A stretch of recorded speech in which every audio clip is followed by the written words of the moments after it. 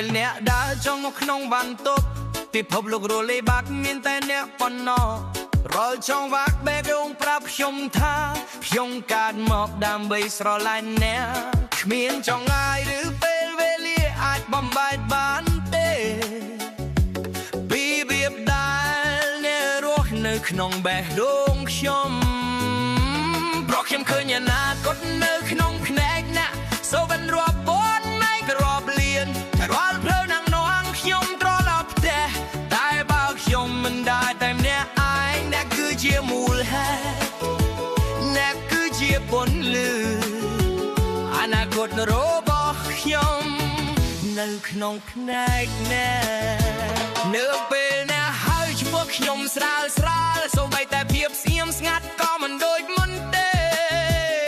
អ្នកគឺជាភ្លើងអ្នកគឺជាអណ្ដាតភ្លើងស្នេហាមិនដែលរលាយបាត់ទេខ្ញុំមិនត្រូវก้าวកាយនៅលើមេឃទេខ្ញុំត្រូវការតែស្នេហារបស់អ្នកព្រោះខ្ញុំឃើញអនាគតនៅក្នុងភ្នែកអ្នកសូវបានរាប់ពាន់មេឃរាប់លានរាល់ផ្លូវនឹងនងខ្ញុំត្រឡប់ផ្ទះតែបើខ្ញុំមិនដើរតែម្នាក់ឯងអ្នកគឺជាមូលហេតុអ្នកគឺជាពន្លឺអនាគតរបស់ខ្ញុំនៅក្នុងភ្នែកអ្នកកាន់ដៃខ្ញុំកុំបោះចោលវាយើងនឹងសរសេររឿងមួយដែលមានតែយើងទាំងពីរដឹង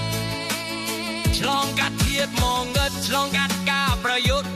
ខ្ញុំនឹងនៅជាមួយអ្នករៀងរាល់យប់ខ្ញុំឃើញអនាគតនៅក្នុងភ្នែកអ្នកពិភពលោកទាំងមូលនៅក្នុងញញឹមអ្នក